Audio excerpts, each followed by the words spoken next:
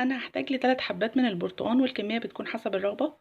واول خطوه انا عملتها ان انا غسلته في كميه من الميه، ضفت عليها معلقه صغيره من الخل ونقعته فيها لمده دقيقه واحده، وبعد كده صفيته ونشفته كويس.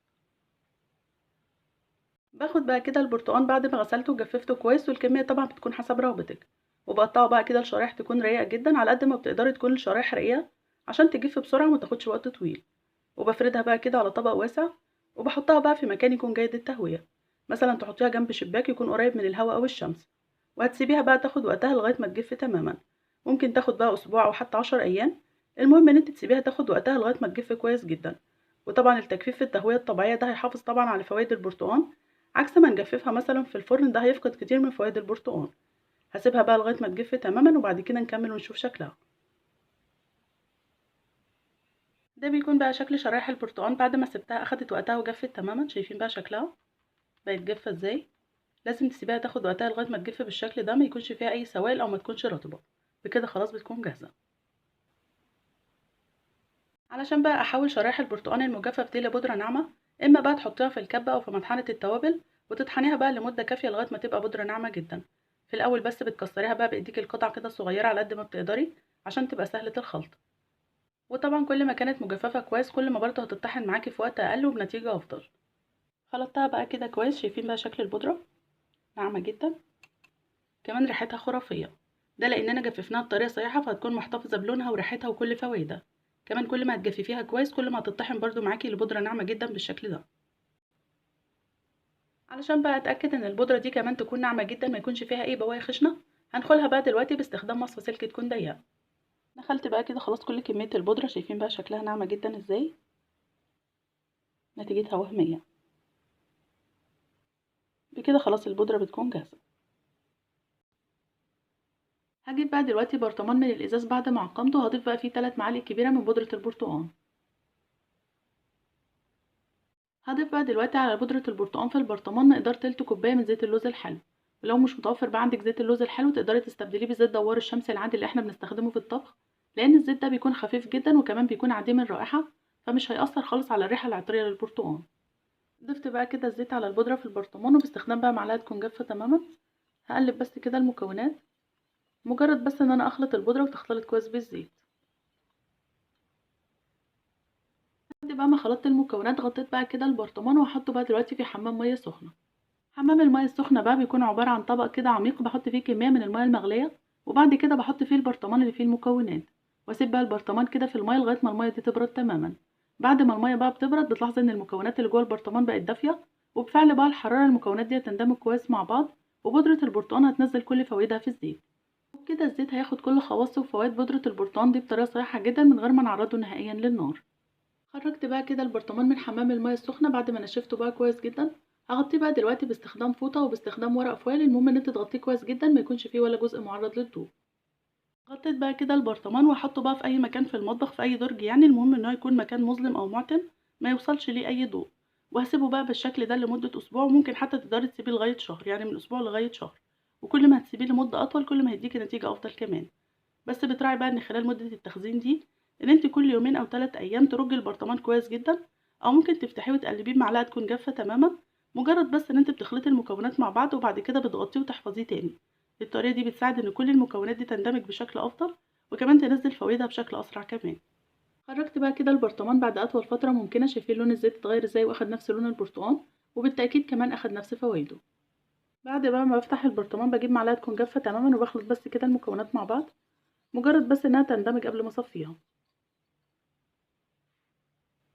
هصفي بقى دلوقتي الزيت باستخدام مصفى سلك تكون ضيقة جدا، والافضل بقى لو صفيتيه باستخدام قطعة من القماش او الشاش عشان تعصري بقى الزيت كويس وكمان يبقى رايق ما يكونش فيه اي بواقي من بشر البرتقال. صفيت بقى كده خلاص كل كمية زيت البرتقال، والبواقي اللي انا صفيتها دي انا مش بتخلص منها لانها بتكون غنية جدا بالزيت. بتضيفي بقى عليها معلقة صغيرة من السكر الناعم او الحليب المجفف، وتفركي بيها الوجه وكامل الجسم.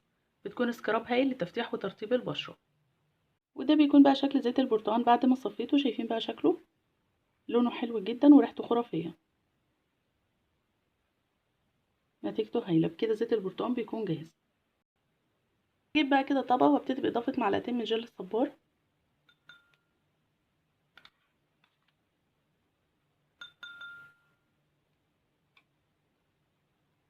هضيف بقى كده مقدار معلقة صغيرة من الجليسرين.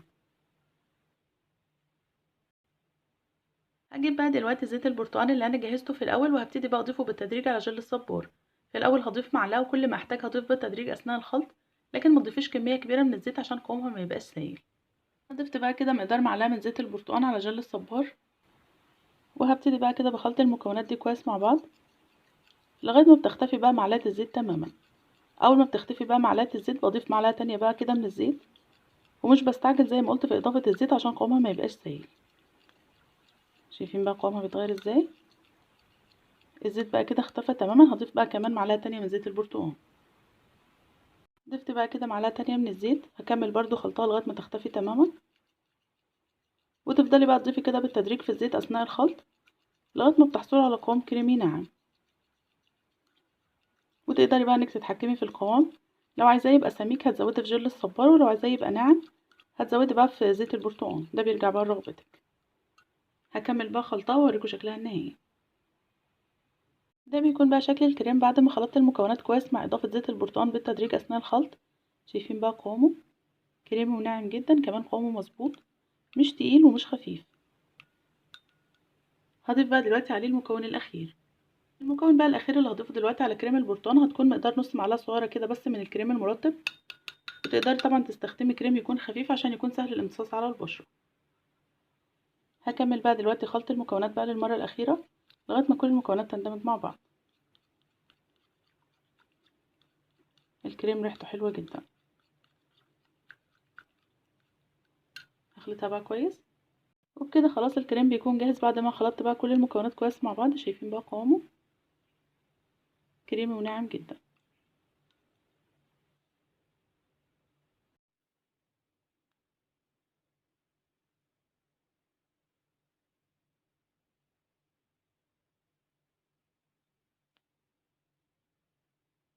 وده بيكون بقى الشكل النهائي لكريم البرتقال بعد ما ضفته في العلبة. طبعا لازم اضيفه في علبة تكون نظيفة وتكون جافة تماما، كمان ما يكونش فيها ولا نقطة من المية عشان الكريم ما يفسدش. بقفل بقى العلبة على الكريم وبحتفظ بيه عادي خارج التلاجة، هيكون صالح للاستخدام لغاية ما تخلص كل الكمية، لأن الكريم ده بتكون ليه مدة صلاحية طويلة جدا خارج التلاجة. نيجي بقى لطريقة استخدام الكريم. الكريم ده لازم يستخدم على بشرة تكون نظيفة، يعني لازم تغسلي بشرتك في الأول كويس جدا وتجففيها، وبعد كده تستخدمي عليها الكريم، لأن كل ما كانت بشرتك نظيفة كل ما هتكون مهيئة إنها تستفيد كويس جدا بمكونات الكريم. بعد كده بقى هتاخدي من كريم البرتقال وتفرديه على كامل الوجه وعلى الرقبة وعلى الإيدين. كمان هتركزي على منطقة حول العين لأنه بيكون فعال في علاج الهالات السوداء والتجاعيد والخطوط الرفيعة الموجودة في المنطقة دي. وتقدري بقى تعملي منه كمية كبيرة وتستخدميه لكامل الجسم، وتركزي على الأماكن الداكنة زي منطقة تحت الإبطين وبين الفخذين ومنطقة الأكواع والركب، لأنه بيكون مفتح ومرطب هايل. هتدلكي بقى الكريم بحركات خفيفة بأطراف أصابع إيديكي لمدة دقيقة ودقيقتين لغاية ما بشرتك بتمتصه تماما، والبشرة بتمتصه بسرعة جدا لأنه بيكون ناعم وبيكون سهل الامتصاص. هتسيبي بقى الكريم على البشرة من بالليل لغاية الصبح، فيكون أفضل وقت لاستخدامه هو بالليل قبل النوم. الصبح بقى تغسلي بشرتك في الأول بالمية الدافية وبعدها بالمية الباردة، وبعدها ترشي بشرتك بماء الورد أو ممكن ترطبيها بزيت الورد أو زيت اللوز الحلو. هتداومي بقى على استخدام كريم البرتقال بنفس الطريقة كده على البشرة بشكل يومي، يعني تستخدميه كل يوم بالليل قبل النوم عشان تاخدي بقى منه أفضل النتائج. ومع المداومة والانتظام على استخدامه هيكون من أروع الكريمات الطبيعية الغنية جدا بالفوائد اللي هتخلصك من كل مشاكل بشرتك في وقت سريع وبأفضل نتيجة. الكريم ده بيكون غني جدا بفيتامين سي، فبيفتح البشرة وبيبيضها وبيوحد لونها.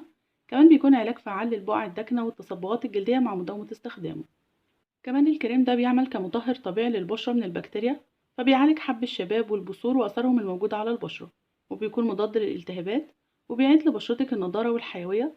كمان بيكون مضاد للشيخوخة لأنه بيقاوم ظهور التجاعيد والخطوط الرفيعة، وكمان بيخلصك من الهالات السوداء والتجاعيد والخطوط الرفيعة في منطقة الجبهة ومنطقة حول العين ومنطقة حول الفم.